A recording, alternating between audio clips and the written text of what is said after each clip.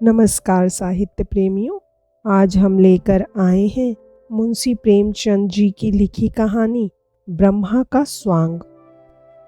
स्त्री, मैं वास्तव में अभागिन हूँ। नहीं तो क्या मुझे नित्य ऐसे ऐसे घृणित दृश्य देखने पड़ते। शोक की बात यह है कि वे मुझे केवल देखने ही नहीं पड़ते, वरन दुर्भाग्य ने उन्हें मेरे जीवन का मुख्य भाग बना दिया है। मैं उस सुपात्र ब्राह्मण की कन्या हूँ, जिसकी व्यवस्था बड़े बड़े गहन धार्मिक विषयों पर सर्वमान्य समझी जाती हैं। मुझे याद नहीं घर पर कभी बिना स्नान और देवोपासना किए पानी की एक बूंद भी मुंह में डाली हो। मुझे एक बार कठिन ज्वर में स्नानादि के बिना दवा पीनी पड़ी थी। उसका मुझे महीनों खेद रहा। हमारे घर में धोबी कदम नहीं रखने पाता। चमारिन दलान में भी नहीं बैठ सकती थी। किंतु यहाँ आकर मैं मानो भ्रष्ट लोक में पहुँच गई हूँ।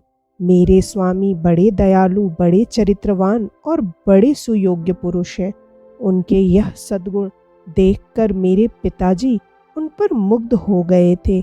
लेकिन वे क्या जानते थे कि यहाँ लोग अघोर पंथ के अनुयायी हैं। संध्या और उपासना तो दूर रही, कोई नियमित रूप से स्नान भी नहीं करता। बैठक में नित्य मुसलमान, क्रिस्तान सब आया जाया करते हैं और स्वामी जी वहीं बैठे बैठे पानी, दूध, चाय पी लेते हैं। इतना ही नहीं, वह वहीं बैठे बैठे मिठाइयाँ भी खा लेते हैं। अभी कल की बात है, मैंने उन्हें लेमोनेड पीते देखा था। साइस, जो चमार है, बेरोक टोक के घर में चला आता है। सुनती हूँ वे अपने मुसलमान मित्रों के घर दावतें खाने भी जाते हैं। यह भ्रष्टाचार मुझसे नहीं देखा जाता। मेरा चित्त घृणा से व्याप्त हो जाता है। जब वे मुस्कुराते हुए मेरे समीप आ जाते हैं और हाथ पकड़कर अपने समीप बैठा लेते हैं, तो मेरा जी चाहता है कि धरती फट जाए और मैं उसमें समा जाऊं।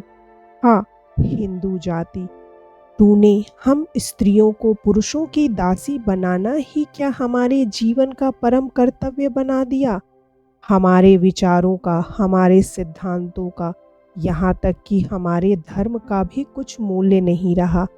अब मुझे धैर्य नहीं। आज मैं इस अवस्था का अंत कर देना चाहती हूँ। मैं इस आसुरिक भ्रष्ट जाल से निकल जाऊंगी। मैंने अपने पिता की शरण में जाने का निश्चय कर लिया है। आज यहाँ सहभोजन हो रहा है। मेरे पति उसमें सम्मिलित ही नहीं, वरन उसके मुख्य प्रेषकों में है। इन्हीं के उद्योग तथा प्रेरणा में यह विधर्मी अत्याचार हो रहा है। समस्त जातियों के लोग एक साथ बैठकर भोजन कर रहे हैं।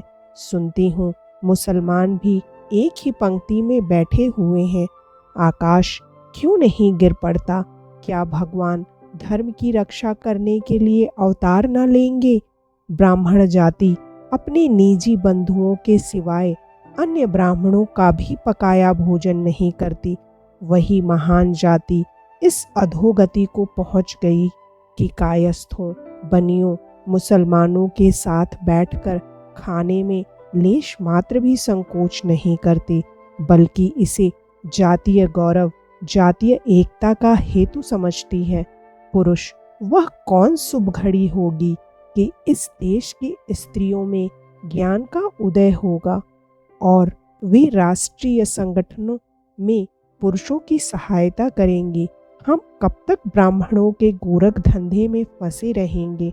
हमारे विवाह प्रवेश कब तक जानेंगे कि स्त्री और पुरुषों के विचारों की अनुकूलता और समानता गोत्र और वर्ण से कहीं अधिक महत्व रखती है? यदि ऐसा ज्ञात होता तो मैं वृंदा का पति न होता और न वृंदा मेरी पत्नी। हम दोनों के विचारों में जमीन और आसमान का अंतर है। यद्यपि वह प्रत्यक्ष नहीं कहती, किंतु मुझे विश्वास है कि वह मेरे विचारों को घृणा की दृष्टि से देखती है। मुझे ऐसा ज्ञात होता है कि वह मुझे स्पर्श भी नहीं करना चाहती। यह उसका दोष नहीं, यह हमारे माता पिता का दोष है, जिन्होंने हम दोनों पर ऐसा घोर अत्याचार किया। कल वृंदा खुल पड़ी। मेरे कई मित्रों ने सहभोज का प्रस्ताव किया था। मैंने उनका सहर्ष समर्थन किया। कई दिन के वाद विवाद के पश्चात अंत को कल कुछ गिने गिनाए सज्जनों ने सहभोज का सामान कर ही डाला। मेरे अतिरिक्त केवल 4 और सज्जन ब्राह्मण थे, शेष अन्य जातियों के लोग थे। यह उदारता वृंदा के लिए असह्य हो गई। जब मैं भोजन करके लौटा तो वह ऐसी विकल थी मानो उसके मर्म स्थल पर आघात हुआ हो। मेरी ओर विषादपूर्ण नेत्रों से देखकर बोली, अब तो स्वर्ग का द्वार अवश्य खुल गया होगा। यह कठोर शब्द मेरे हृदय पर तीर के समान लगे। ऐंठ कर बोला, स्वर्ग और नरक की चिंता में वे रहते हैं जो अपाहिज हैं, कर्तव्यहीन हैं, निर्जीव हैं। हमारा स्वर्ग और नरक सब इसी पृथ्वी पर है। हम इस कर्म क्षेत्र में कुछ कर जाना चाहते हैं। वृंदा धन्य है। आपके पुरुषार्थ को, आपके सामर्थ्य को आज संसार में सुख और शांति का साम्राज्य हो जाएगा। आपने संसार का उद्धार कर दिया, इससे बढ़कर उसका कल्याण क्या हो सकता है।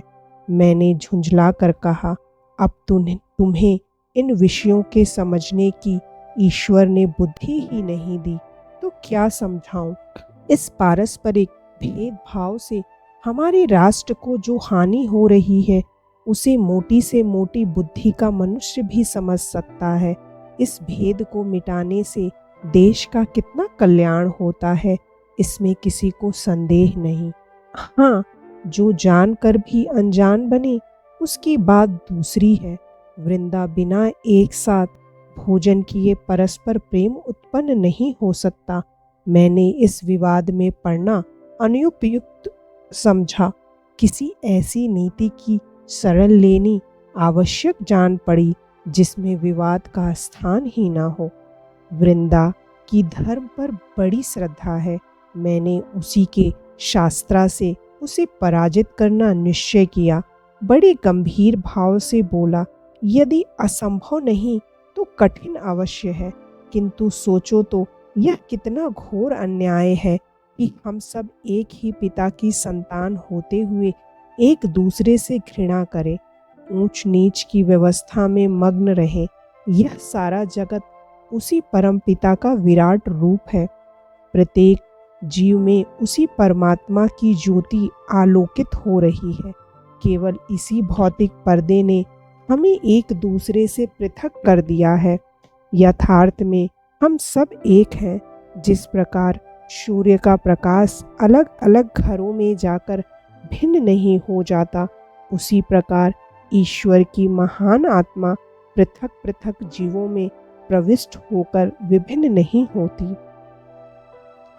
मेरी इस ज्ञान वर्षा ने वृंदा के शुष्क हृदय को तृप्त कर दिया। वह तन्मय होकर मेरी बात सुनती रही। जब मैं चुप हुआ तो उसने मुझे भक्ति भाव से देखा और रोने लगी। स्त्री, स्वामी के ज्ञानोपदेश ने मुझे सजग कर दिया। मैं अंधेरे कुएं में पड़ी थी। इस उपदेश ने मुझे उठाकर पर्वत के ज्योतिर्मय शिखर पर बिठा दिया। मैंने अपनी कुलीनता से, झूठे अभिमान से, अपने वर्ण की पवित्रता के गर्व में कितनी आत्माओं का निरादर किया। परमपिता, तुम मुझे क्षमा करो।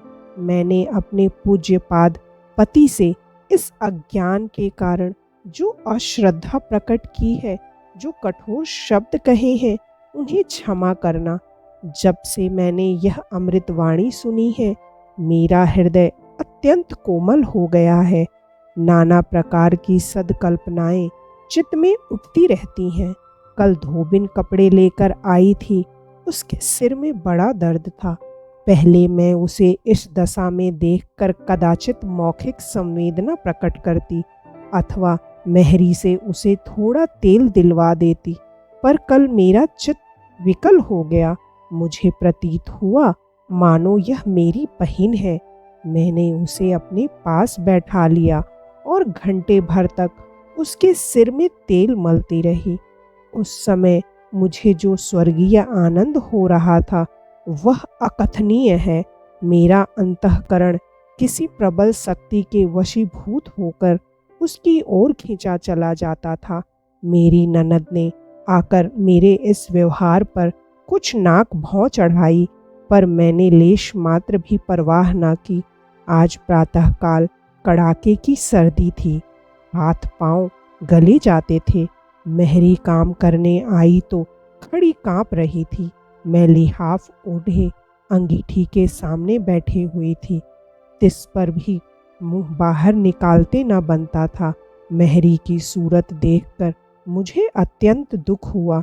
मुझे अपनी स्वार्थ वृत्ति पर लज्जा आई। इसके और मेरे बीच में क्या भेद है? इसकी आत्मा में उसी प्रकार की ज्योति है। यह अन्याय क्यों? क्यों? इसलिए कि माया ने हम में भेद कर दिया है। मुझे कुछ और सोचने का साहस नहीं हुआ। मैं उठी, अपनी ऊनी चादर लाकर मेहरी को ओढ़ा दी और उसे हाथ पकड़कर अंगीठी के पास बैठा लिया। इसके उपरांत मैंने अपना लिहाफ रख दिया और उसके साथ बैठकर बर्तन धोने लगी। वह सरल हृदय मुझे वहाँ से बार बार हटाना चाहती थी। मेरी ननद ने आकर मुझे कौतूहल से देखा और इस प्रकार मुंह बनाकर चली गई मानो मैं क्रीड़ा कर रही हूँ। सारे घर में हलचल पड़ गई और इस जरा सी बात पर हमारी आंखों पर कितने मोटे पर्दे पड़ गए हैं। हम परमात्मा का कितना अपमान कर रहे हैं। पुरुष कदाचित मध्य पथ पर रहना नारी प्रकृति ही में नहीं है, वह केवल सीमाओं पर ही रह सकती है। वृंदा कहाँ तो अपनी कुलीनता और अपनी कुल मर्यादा पर जान देती थी, कहाँ अब साम्य और सहृदयता की मूर्ति बनी हुई है। मेरे उस सामान्य उपदेश का यह चमत्कार है। अब मैं भी अपनी प्रेरक शक्तियों पर गर्व कर सकता हूँ।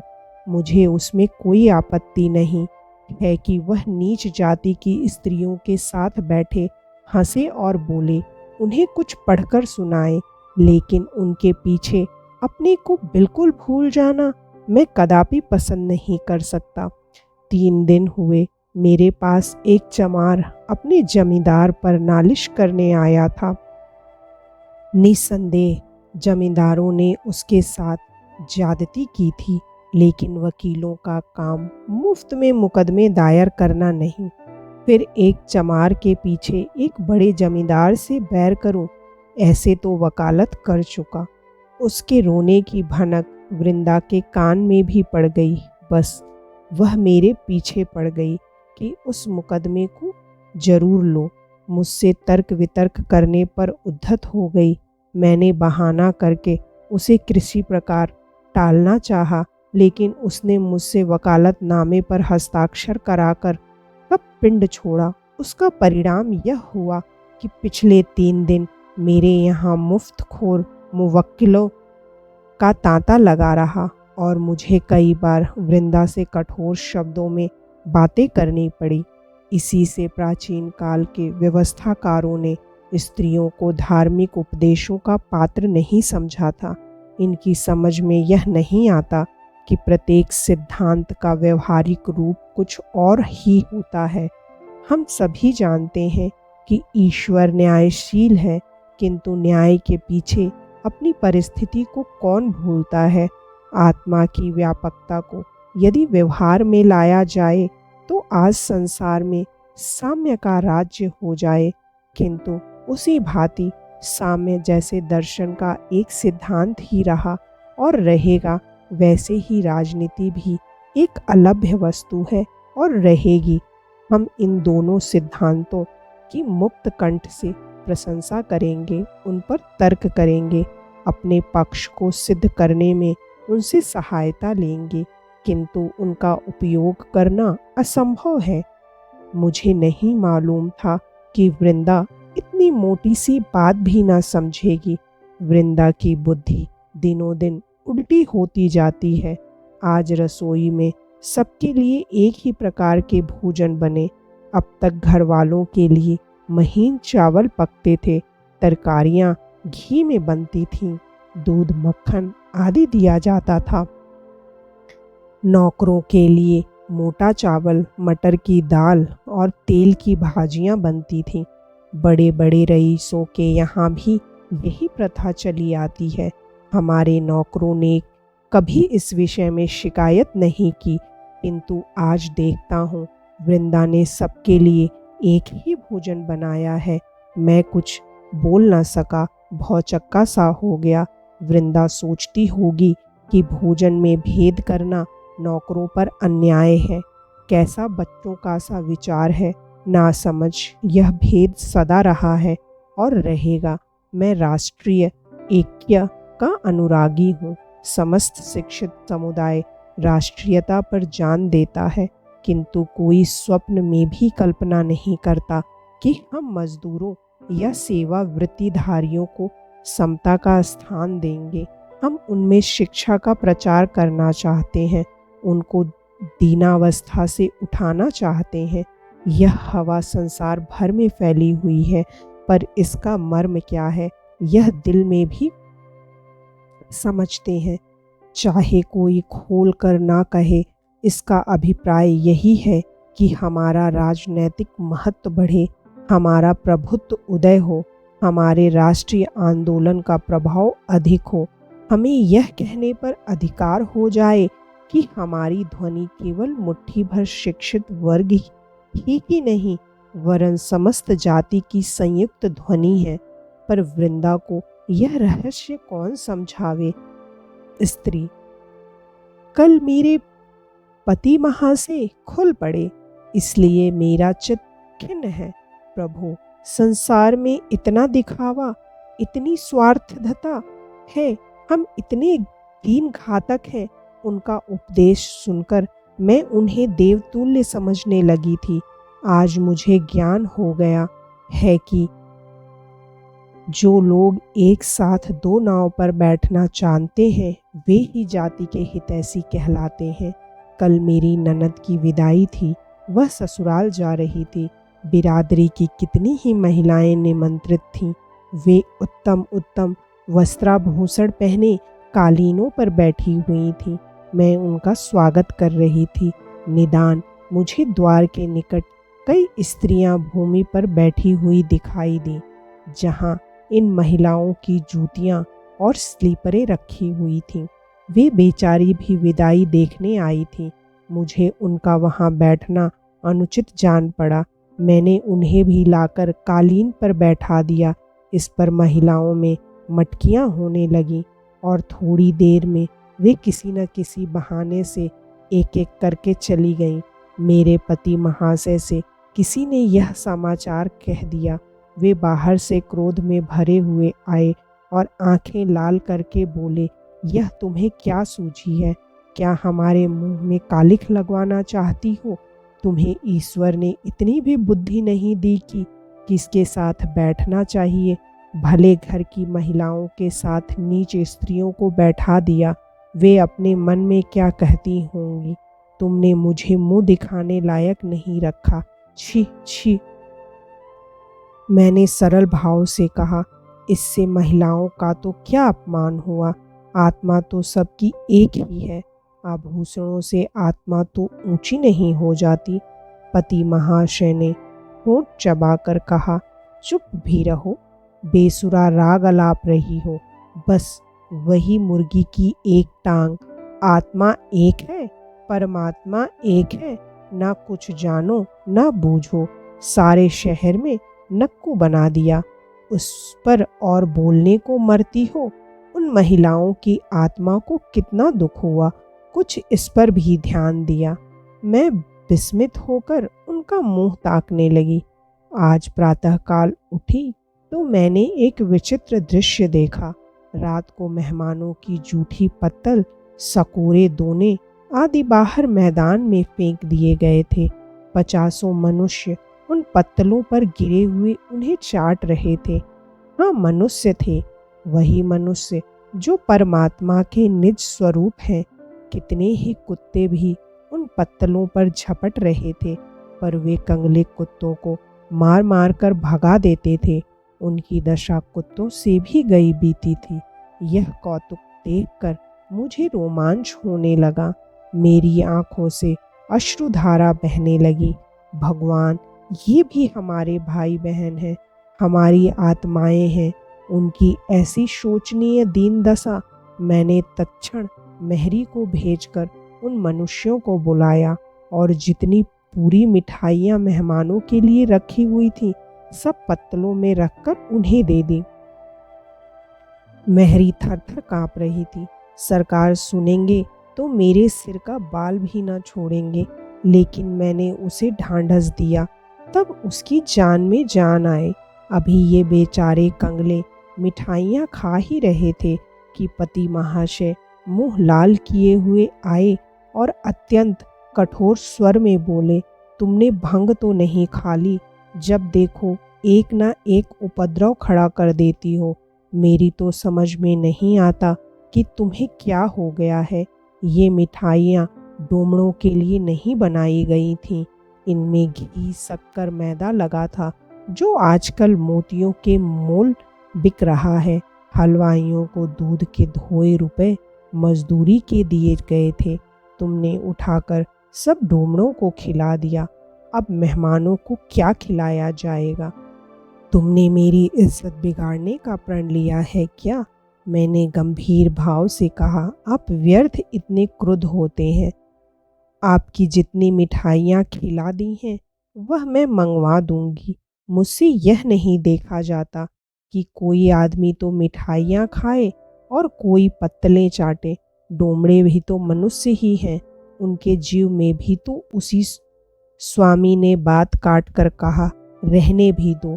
मरी तुम्हारी आत्मा, बस तुम्हारी ही रक्षा से आत्मा की रक्षा होगी। यदि ईश्वर की इच्छा होती कि प्राणी मात्र को समान सुख प्राप्त हो, तो उसे सबको एक दशा में रखने से किसने रोका था? वह ऊंच नीच भेद होने ही क्यों देता है? जब उसकी आज्ञा के बिना एक पत्ता भी नहीं हिल सकता, तो इतनी महान सामाजिक व्यवस्था उसकी आज्ञा के बिना क्यों कर भंग हो सकती है? जब वह स्वयं सर्वव्यापी है, तो वह अपने ही को ऐसे ऐसे घृणोत्पादक अवस्थाओं में क्यों रखता है? जब तुम इन प्रश्नों का कोई उत्तर नहीं दे सकती, तो उचित है कि संसार की वर्तमान रीतियों के अनुसार चलो। इन बेसिर पैरों की बातों से हंसी और निंदा के सिवाय और कुछ लाभ नहीं। मेरे चित्त की क्या दशा हुई, वर्णन नहीं कर सकती। मैं अवाक रह गई। हाह स्वार्थ, हाह मायाधंकार, अब ब्रह्मा का भी स्वांग बनाते हैं। उसी क्षण से पति श्रद्धा और पति भक्ति का भाव मेरे हृदय से लुप्त हो गया। यह घर मुझे अब कारागार लगता है, किंतु मैं निराश नहीं हूँ। मुझे विश्वास है कि जल्दी या देर ब्रह्म ज्योति यहाँ अवश्य चमकेगी और वह इस अंधकार को नष्ट कर देगी। यदि इस प्रस्तुति ने आपके हृदय को स्पर्श किया हो, तो कृपया इस वीडियो को लाइक करें, शेयर करें और साहित्य सागर चैनल को सब्सक्राइब करना ना भूलें। धन्यवाद।